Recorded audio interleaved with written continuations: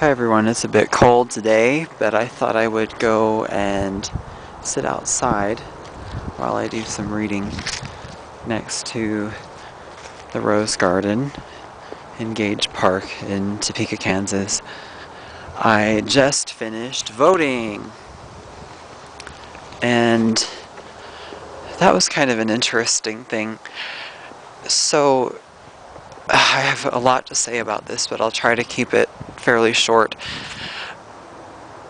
There are far fewer polling places here than there were years ago.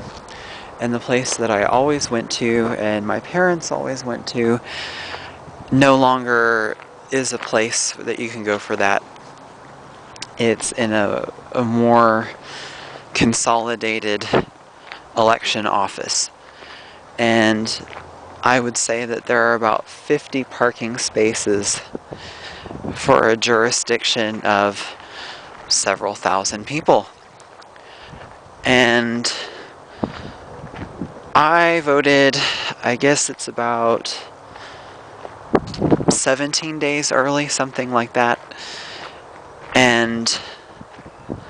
Or to be more precise, 18 days early, I think.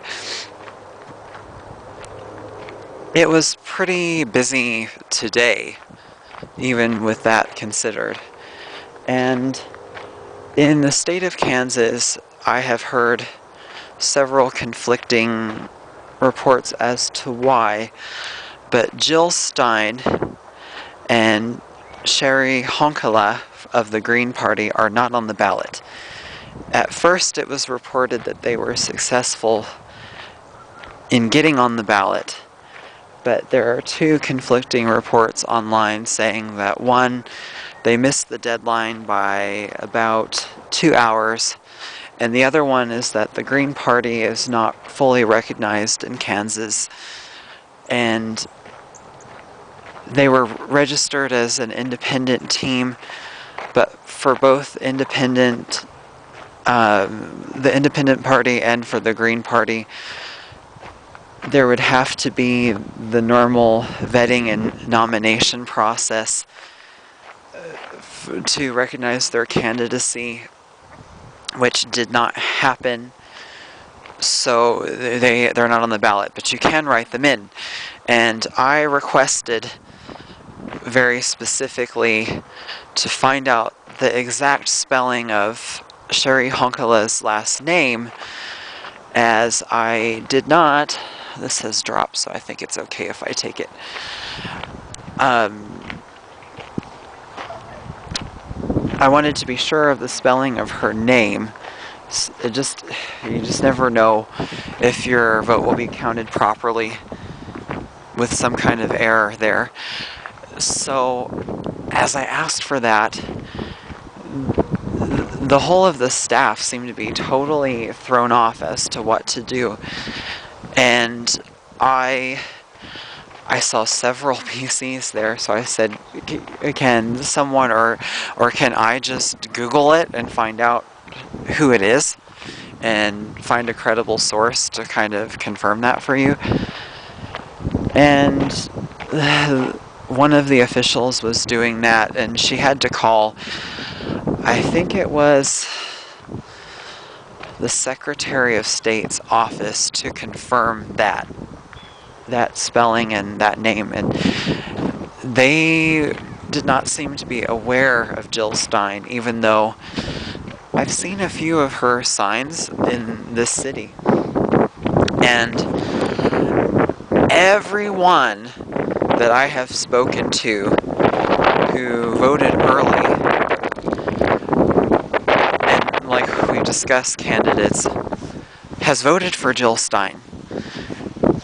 I don't know if it's just a particular set of people or if she's gaining considerable traction, but it's a considerable number of people I'm talking about. I'm not saying that everyone I know who's voted early has voted for her, but everyone that I've spoken to about the matter has. And this is a pretty varied sort of people that I'm talking about. They don't seem to fit any particular profile. I just think that she speaks to people a lot more. And I think that the Libertarians are going to get quite a bit of votes. I like their candidate. I think it's Gary Johnson, if I remember right. But I don't really trust... At my core being, I'm a libertarian, but I don't really trust how that would work. I think that it could really be... It would be an amplified version of what we see now. Everything that you've seen disappear in your lifetime is going to just rapidly dissolve in front of you with that arrangement. So I really advocate, really advocate Jill Stein. If anything, just to be disruptive.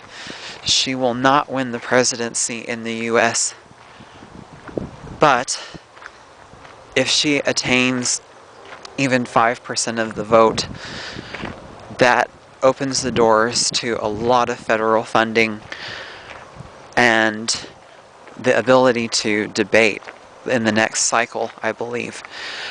And you probably have seen the clip of Jill Stein and Sherry Hunkela being arrested just for trying to enter the site of the debates. It's just complete insanity how this could be possible. It's not just. And if they have to be arrested, it really makes you wonder how close to the truth they're getting. I really ask that you spread the message of her far and wide. If anything, just let people hear what she sounds like and what this is about. And she is an MD, MD from Boston, Massachusetts, or the Cambridge area, I think. And as a practicing MD, she could probably offer a lot of insight as to what might work in the healthcare system. I just really advocate you looking into her. As far as voting, they are trying to hamper your access as much as possible. And as for the argument about not voting for one of the two major parties being an act of throwing your vote away, unless you live in a battleground state where you have a definite preferred candidate, I think that voting for one of the two big ones is a waste, because look what's happened. You've seen a lot of people switch positions, and the distrust and stress levels and asset stripping, all of these things just are really coming up too much. Consider it, okay? Thank you for watching, and all of the best. Bye.